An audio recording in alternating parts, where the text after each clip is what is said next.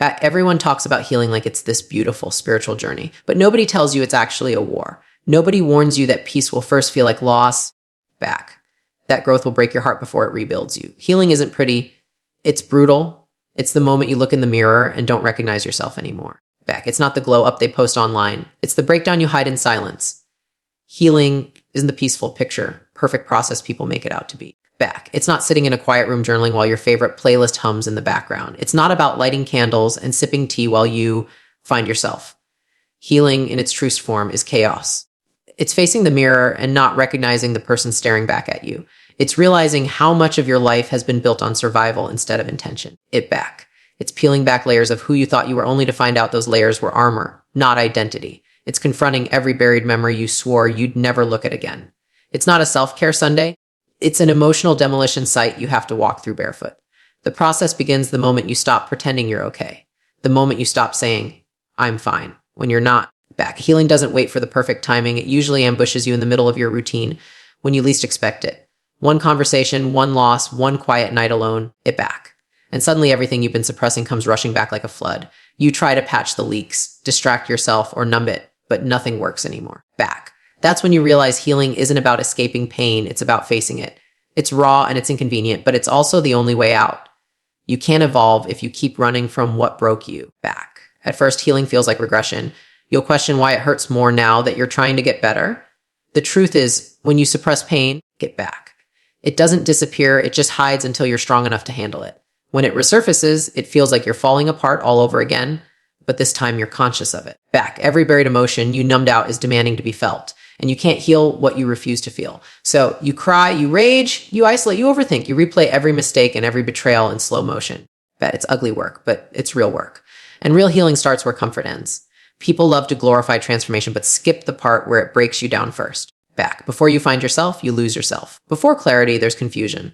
Before peace, there's chaos. Back. It's like tearing down an old building before you can build a new one. You can't renovate what's rotten from the inside. And that demolition process, it's violent. Back. You feel like you're betraying your old self, like you're abandoning the version of you that got you this far. But you're not betraying them, you're setting them free. Back. Growth and destruction are two sides of the same coin. Healing asks you to destroy the illusions that kept you safe but small. There's this uncomfortable phase in healing where you're no longer who you were. Back. But not yet who you're becoming. It's a void, empty, uncertain, terrifying. You start questioning everything, your beliefs, your boundaries, your relationships, even your purpose. Back. You might feel disconnected from people you once felt close to, and that disconnection can feel like failure. But it's not failure, it's transition. You're shifting from survival to authenticity. Back. And authenticity can't exist in places where pretending is required. You'll lose people, opportunities, and even pieces of yourself, but that loss makes room for alignment. Still, in the middle of it, back. It feels like death. What no one tells you is that healing makes you angry. Not at others, but at yourself. For tolerating so much, for ignoring red flags, for staying where you should have walked away. That anger is part of the cleansing process. It burns through denial and forces accountability. But accountability isn't self-hate, it's self-respect. Back. It's realizing you can't change what you don't take ownership of. It's looking at the mess, not with shame, but with honesty. You can't heal if you keep protecting the version of yourself that caused the pain. Back, you have to be willing to tell yourself the truth, even when it breaks your heart. Healing also exposes your coping mechanisms, the ones that once kept you safe, but now keep you stuck. You start noticing the distractions you use to avoid feeling. Overworking, people-pleasing, numbing, chasing validation. You catch yourself doing it and hate that you still fall into old patterns. Back. But awareness itself is progress. Healing isn't about being perfect. It's about noticing faster and choosing differently. Back. The work doesn't end when you know better. It begins when you start doing better consistently. It's repetitive, frustrating, and exhausting, but every small shift compounds over time. Back. The hardest part is learning to exist without the chaos that once defined you. When pain has been your normal for so long, peace feels uncomfortable. You'll catch yourself waiting for something to go wrong. Back. Sabotaging calm moments because they feel unfamiliar. That's when you realize healing isn't just about releasing pain. It's about learning how to receive peace without fear. Back. It's retraining your nervous system to understand that safety doesn't always come with struggle. It's building new emotional muscle for softness, patience, and stillness. Back. But that transition from chaos to calm feels foreign, and that's okay. You're rewiring your entire way of being. And through all of this, there's no clear timeline. You can't measure healing in days or milestones. Back. Some days you'll feel like you're thriving. Other days you'll feel like you're right back where you started. Progress isn't linear. It's layered. Each breakdown reveals another wound, another truth, it back, another opportunity to grow. And while the process feels never ending, every loop through the pain brings more awareness, more strength, more alignment. Healing doesn't erase your past, it integrates it back. It turns wounds into wisdom, but only if you're brave enough to sit in the discomfort long enough to learn from it. So yes, healing is ugly, it's messy, emotional, and often lonely back. It doesn't look like glow ups and affirmations. It looks like breakdowns, boundaries, and brutal honesty. It's not about becoming a new person. It's about becoming a real one. It's not a straight road back. It's a spiral staircase that keeps testing your resolve. Every time you think you're done, you're invited to go deeper. But that's where the transformation lies, in the depth, in the discomfort, back in the decision to face the darkness instead of decorate it. Because healing at its core isn't about looking good. It's about getting real. Nobody tells you that healing is a kind of heartbreak. Take it back. It's the heartbreak of realizing that the version of you that once made sense no longer fits. You start to see the cracks in your old identity, the places you bent yourself to be accepted. Back, the moments you silenced yourself just to keep the peace. Healing forces you to see how much of your personality was shaped by pain, fear, and survival. Back, you begin to understand that your old self wasn't bad. They were just doing their best with what they knew. But knowing that doesn't make it easier to let them go. You mourn them even as you outgrow them. Back, it's grief disguised as growth, and it hurts in ways you can't quite explain. Grief shows up in the most unexpected moments. You might feel it when you say no to something you used to say yes to back, or when you walk away from people who once felt like home. You might catch yourself missing the chaos because it was familiar, because it gave you a sense of control in a world that constantly made you feel powerless. Back. That's the paradox of healing. You crave the very things that used to hurt you, not because you want the pain, but because you miss the comfort that came with predictability. Back. Healing asks you to surrender the comfort and trust the unknown, even when it feels like jumping off a cliff with no safety net. There's a kind of loneliness that comes with healing that no one prepares you for. You stop fitting into old conversations, old friendships, old patterns.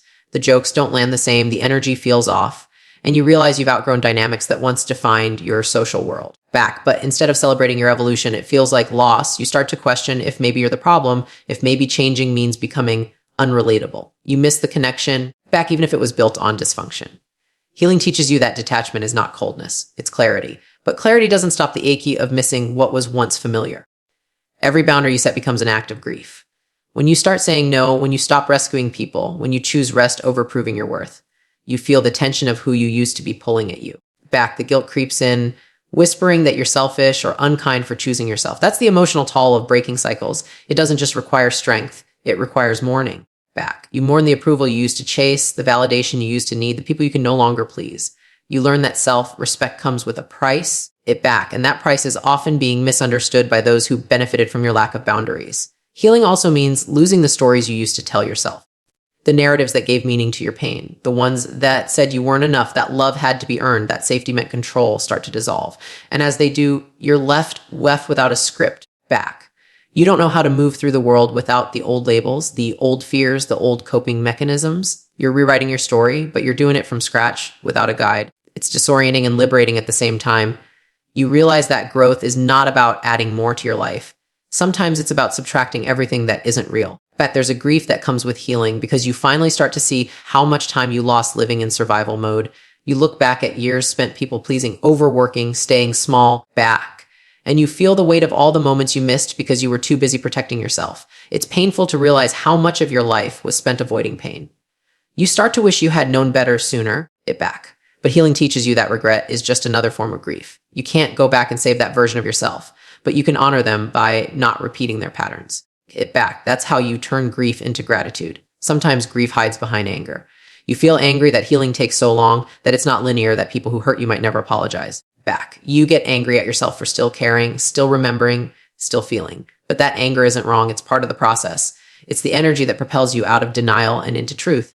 Anger is how your body says, I deserve better. It's how your spirit reclaims its voice. You can't heal if you keep suppressing it to appear calm or spiritual. Back. Healing isn't about being peaceful all the time. It's about being honest about what's still bleeding inside you. As you heal back, you start to realize that letting go isn't one big decision. It's 1,000 small ones. It's choosing not to text back, not to explain yourself again, not to chase closure that never comes. Back. It's catching yourself when your mind drifts to the past and gently bringing yourself back to the present. It's learning to live without answers, without guarantees, without validation. Every small act of letting go feels like tearing off another piece of who you used to be, and it's exhausting. But slowly, what remains becomes lighter, freer, more grounded. Back. The emptiness that grief leaves behind eventually becomes space for peace. Healing also exposes how much you've attached your worth to fixing things. You want to fix yourself, fix others, fix every situation that feels uncomfortable. But healing isn't about fixing, it's about allowing pain to exist without needing to justify it, allowing uncertainty without rushing to control it back, allowing yourself to feel sadness without labeling it as weakness. You learn that some wounds don't need closure, they just need compassion. And the hardest compassion to give is the one you owe yourself. You start realizing that self-love isn't found in affirmations or aesthetics, it's found in patience, in grace, in staying present with your mess. And somewhere in between the grief and the growth, back. You start to change quietly, not because you've moved on completely, but because you've learned to carry the pain differently. You stop searching for the version of healing that erases the past and start embracing the one that integrates it. You understand that every piece of grief was evidence that you cared deeply, that you lived fully, back, that you're human. Healing becomes less about getting rid of the hurt and more about finding meaning in it. Because the truth is, grief doesn't end when you heal, it just transforms into wisdom, into empathy, back, into strength you didn't know you had. When you start to heal, loneliness becomes an unexpected companion. You begin noticing how many of your connections were built on shared pain instead of shared growth. Back. The conversations that once made you feel seen now feel shallow, rehearsed, and draining. You find yourself withdrawing, not because you've stopped caring, but because you've started craving depth over distraction. Back. The silence that follows can be deafening, and yet it's in that silence that you finally start hearing your own voice again. Healing doesn't just change how you see the world. It changes how you relate to it. Back. You stop chasing noise and start embracing stillness. And stillness is uncomfortable because it leaves you face to face with yourself. The more you grow, the smaller your circle becomes. It's not because people are bad, back. It's because growth demands alignment. When you begin setting boundaries, those who benefited from your lack of them won't always celebrate your progress. They'll say you've changed, as if that's an insult. Back. They'll call you distant, cold, or selfish because they no longer have access to the version of you that tolerated everything. It stings, but it's necessary. Healing requires shedding relationships that keep you in your old story. You can't evolve while staying loyal to your own pain. The space that emptiness creates is the same space where new energy will eventually arrive. Get back. But in the beginning, it feels like loss. What no one warns you about is that healing destroys the illusion of belonging. You realize how often you've contorted yourself to fit in with people who never saw you fully. Back. You laughed at jokes that hurt you. You agreed with things you didn't believe. You kept quiet to avoid confrontation. Healing strips away the mask you wore to be accepted. And when the masks fall, take it back. So do many of the relationships that depended on them. It's a strange kind of freedom, painful but pure. You start to understand that belonging was never about fitting in, it was about being seen. And sometimes, back. Being truly seen means standing alone for a while. There's a season in healing where isolation becomes your teacher. You stop seeking validation and you learn to be your own witness. The phone stops ringing, invites slow down, and suddenly it's just your thoughts and your truth. That solitude feels brutal at first, but it becomes the forge where your strength is built. In that quiet, back, you learn to validate your own emotions, to hold your own pain without needing someone else to fix it. You learn that solitude isn't loneliness, it's sovereignty. You realize that healing isn't about being surrounded by people, it's about being whole when no one is around. Healing makes you sensitive to energy. You start noticing how certain conversations leave you drained, how certain rooms feel heavy, how some people bring chaos disguised as care. Your tolerance for drama, gossip, and manipulation plummets. What used to entertain you now irritates you. You crave authenticity, back, not attention. But that shift comes with a cost. You start losing people who still find comfort in chaos. You can't force them to grow at your pace. Just as no one could have forced you to grow before you were ready. Back. Letting them go doesn't make you cold, it makes you conscious. Growth requires discernment, and discernment can feel lonely. The loneliness of healing isn't just external, it's internal. Take it back. You start mourning the old version of yourself that felt comfortable in dysfunction. There's a strange nostalgia for the chaos that once gave you purpose. You remember how certain toxic patterns made you feel alive. Back, even if they were destructive. Now, with self-awareness, you can't go back, even if you want to. Awareness is irreversible. Once you've seen the truth, you can't unsee it. Back. That realization isolates you from your past and at times from your present, but it's that same awareness that becomes the foundation of your future peace. You can't unknow your own growth. During healing, back, you might find that people project their discomfort onto you. When you stop playing your old roles, the caretaker, the peacemaker, the fixer, it disrupts the balance they were comfortable with. Back. They'll tell stories about how you've changed, but they'll never mention how your silence replaced your tolerance. It's painful to be misunderstood, especially by those you love. Back. But healing demands that you stop explaining yourself to those committed to misunderstanding you. The truth doesn't need defense, it needs consistency. Back. Your new boundaries will offend those who benefited from your lack of them, and that's the price of authenticity. What makes the loneliness of healing even harder is that it's not constant. It comes in waves. It back. One moment you'll feel empowered and grounded, and the next you'll feel like a stranger in your own life. You'll scroll through old photos, revisit old memories, and wonder if growth was worth the isolation. Back. But that's the illusion talking, the one that confuses comfort with connection. You're not lonely because you're broken, you're lonely because you're rebuilding. Back. There's a difference between being alone and being abandoned. Healing teaches you to hold yourself through both, to find comfort in your own company even when no one else understands you. As you continue, back, you start meeting people who reflect your healed energy. They speak your new language, boundaries, peace, purpose. They don't drain you, they pour into you. Back. But they only appear after you've cleared the space for them. Healing changes your frequency, and your frequency changes your connections. The loneliness that once felt endless becomes sacred, back, because it taught you discernment. You stop chasing temporary people just to fill emotional gaps. You realize that solitude prepared you for alignment. Every lonely night, every unanswered call, back. Every goodbye was carving space for something truer. And somewhere in that journey, loneliness turns into liberation. You stop needing to be understood by everyone and start focusing on understanding yourself. Back, you no longer crave constant company because you've become your own home. The silence that once scared you now soothes you. You begin to see solitude not as punishment, back, but as proof that you've evolved beyond codependence. Healing doesn't make you antisocial, it makes you intentional. It's not that you don't want connection, back. It's that you no longer settle for connections that cost your peace. And that's when you realize loneliness was never the enemy. It was the bridge to freedom. Healing doesn't move in straight lines, back. It moves in spirals, looping back through memories you thought you'd already made peace with. One moment you feel weightless, free, ready to move forward. And the next, back, you're slammed back into an old wound you thought was gone. That's the reality nobody talks about, how exhausting it is to revisit pain that keeps shape-shifting. Back.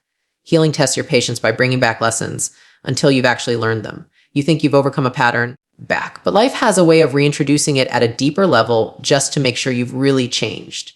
Every relapse, every emotional setback, every night spent doubting your progress, it's all part of the cycle. Back. The work isn't in avoiding those moments, it's in how you respond when they come. Healing feels like war because it is. It's a war between your old instincts and your new awareness, between comfort and growth, back, between fear and trust. You'll wake up some mornings ready to conquer the world, and by afternoon you'll feel like collapsing under the weight of your own thoughts.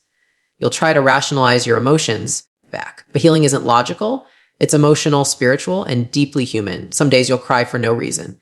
Some days you'll feel numb, detached, disconnected from everything you once loved. It back. That's not regression, that's recalibration. You're shedding versions of yourself that can't come with you into the next chapter. Back.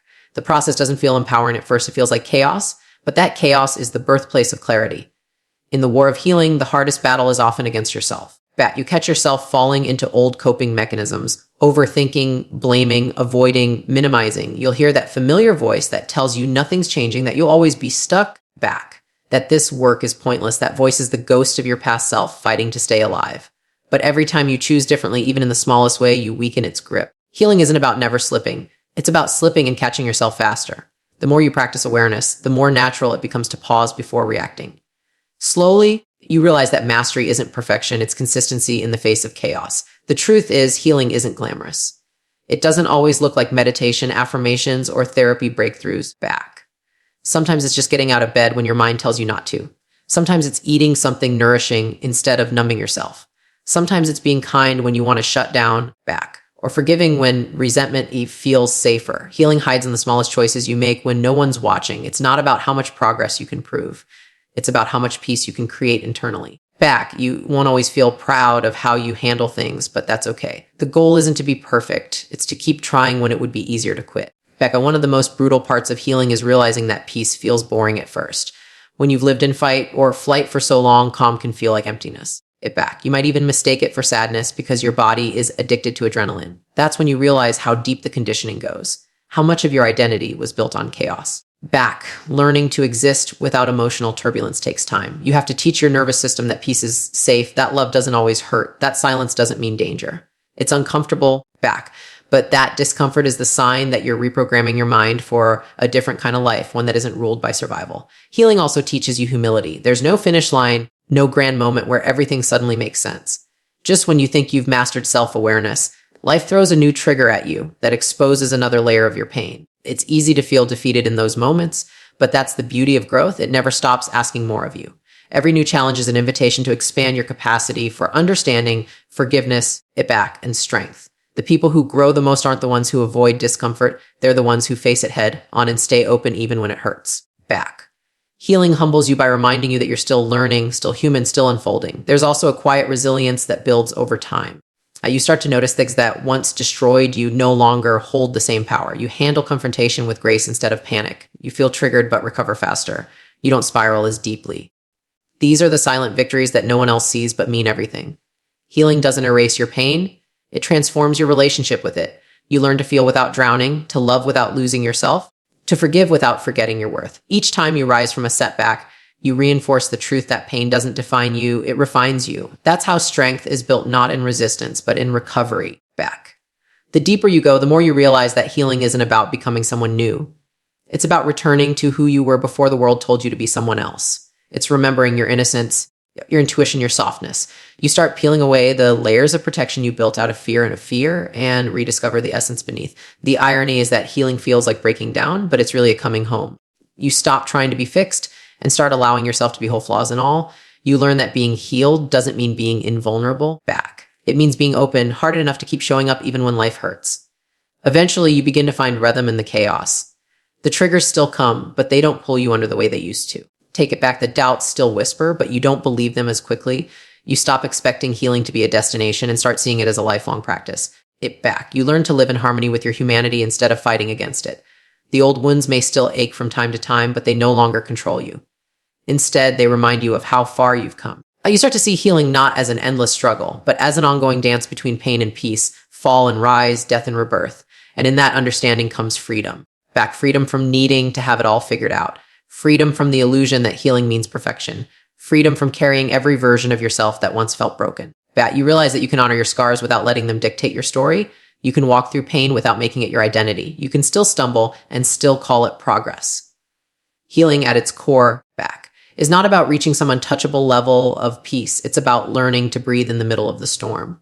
It's about knowing that even when you fall apart, you have the strength to rebuild.